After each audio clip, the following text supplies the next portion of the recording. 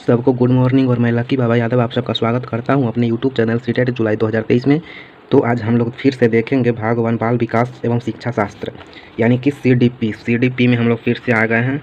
तो आज शुरू करेंगे हम लोग पहला क्वेश्चन में कहता है कि जैविकीय खाली स्थान योग्यताएं जैसे कि चलना खाली स्थान के माध्यम से हासिल हो सकती है। जैविकीय योग्यताएं जैसे कि लिखने के लिए खाली स्थान की आवश्यकता होती है। ये में कहता है प्राथमिक परिवेश के साथ आनंददायी अंतः क्रियाएं द्वितीयक स्पष्ट अनुदेशन।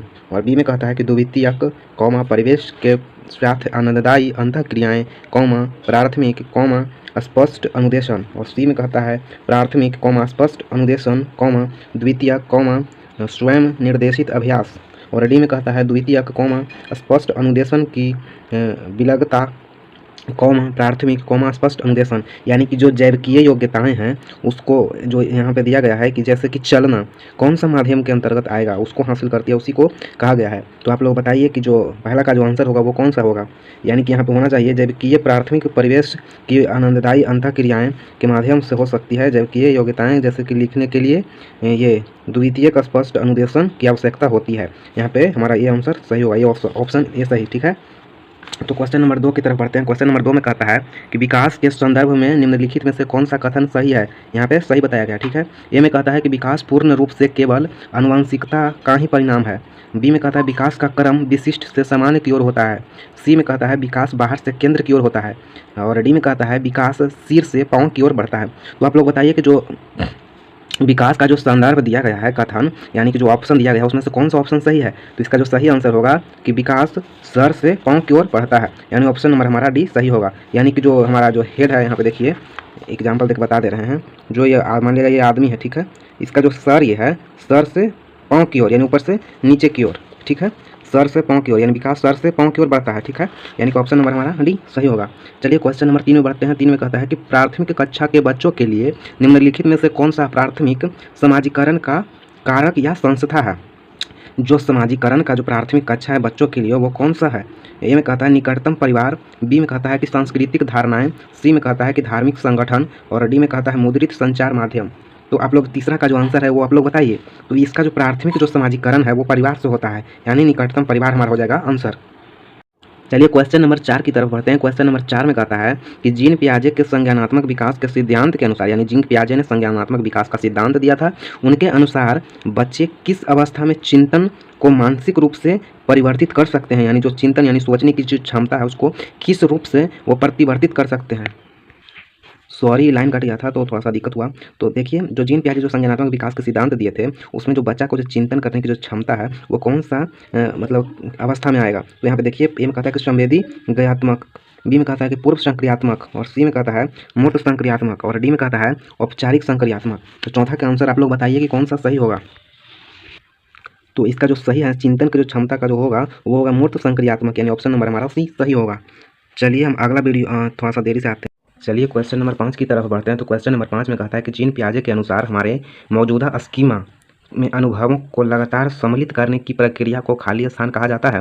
क्या कहा जाता है। ए में कहता है कि समावेशन, बी में कहता है समायोजन, सी में कहता है वर्गीकरण और डी में कहता है कि संकल्पना निर्माण। तो पाँचवा का जो है आंसर वो आप लोग बताइए कि क्या कहा जाता है। तो जो इसका सही ऑप्शन होगा वो कहा जाएगा समावेशन कहलाता है। यानी कि जीन पियाजे के अनुसार हमारे मौजूदा स्कीमा में अनुभवों को लगातार सम्मिलित करने की प्रक्रिया को समावेशन कहा जाता है, ठीक है। चलिए छठा क्वेश्चन की तरफ बढ़ते हैं। छठा क्वेश्चन में कहता है कि निम्नलिखित में से कौन सा सिद्धांत सीखने की प्रक्रिया में चर्चा और वाद विवाद में बहुत महत्व देता है, यानी बहुत ज़्यादा महत्व होता है, ठीक है। ए में कहता है B.F. स्किनर द्वारा प्रतिपादित व्यवहारवाद का सिद्धांत, बी में कहता है लॉरेंस कोहलबर्ग के द्वारा नैतिक विकास का सिद्धांत, सी में कहता है लेव वाइगोत्स्की का सामाजिक सांस्कृतिक सिद्धांत और डी में कहता है सिगमंड फ्रॉयड का मनोविश्लेषण सिद्धांत। तो इसका जो सही आंसर होगा वो आप लोग बताइए।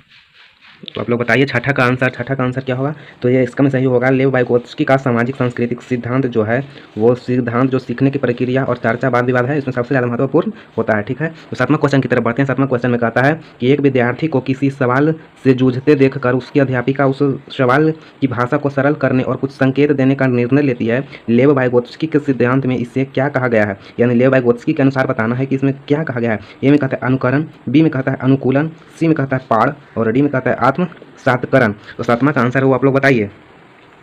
तो 7वां का जो आंसर होगा वो होगा लेव वाइगोत्स्की के अनुसार पार होना चाहिए, यानी ऑप्शन नंबर हमारा सी सही होगा। ठीक है, 8वां क्वेश्चन की तरफ बढ़ते हैं। तो 8वां क्वेश्चन कहता है कि लॉरेंस कोहलबर्ग ने बच्चों एवं वयस्कों में नैतिक तर्क का मूल्यांकन के लिए किसका उपयोग किया? तो बताइए, यहाँ पे ऑप्शन है हमारा, ए में कहता है परिकल्पित स्थितियाँ, बी में कहता है कागज कलम आधारित परीक्षा, सी में कहता है चित्रकला और डी में कहता है रिपोर्ट कार्ड्स। तो आप लोग बताइए इसका सही आंसर क्या होगा। जो 8वां क्वेश्चन हम लोग देखे थे यहाँ पे लॉरेंस कोहलबर्ग, यानी कि जो इसका सही आंसर होगा वो होगा हमारा ए, यानी परिकल्पित स्थितियाँ। ठीक है, तो 9वां क्वेश्चन की तरफ हम लोग बढ़ते हैं। तो 9वां क्वेश्चन में कहता है रचनावाद का समर्थन करने वाले किसे महत्व देते हैं? ए में कहता है बाल केंद्रित पाठ्यचर्या को, बी में कहता है कि सांस्कृतिक रूप से उत्तरदायी शिक्षण शास्त्रीय गतिविधियों को, सी में कहता है व्यक्तिगत भिन्नताओं को अनदेखा करने को और डी में कहता है चिंतन के अभिसारी तरीकों को। तो इसका जो सही आंसर होगा रचनावाद वाला, उसका आप लोग सही आंसर बताइए। इसका जो सही आंसर होगा बाल केंद्रित पाठ्यचर्या को, यानी ऑप्शन नंबर हमारा ये सही होगा।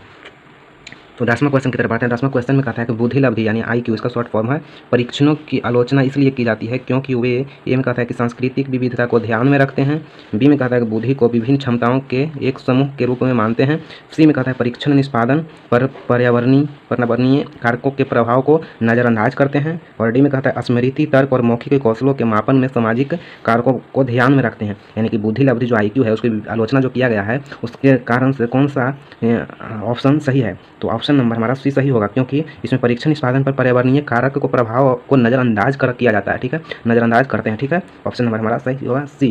तो आप लोग बताइए 10 क्वेश्चन में आप लोग को कितना क्वेश्चन CDP में सही हुआ, और आगे हम लोग वीडियो में देखेंगे, अगला वीडियो में 11 से लेकर के 20 तक। ठीक है, तब तक के लिए थैंक यू, धन्यवाद।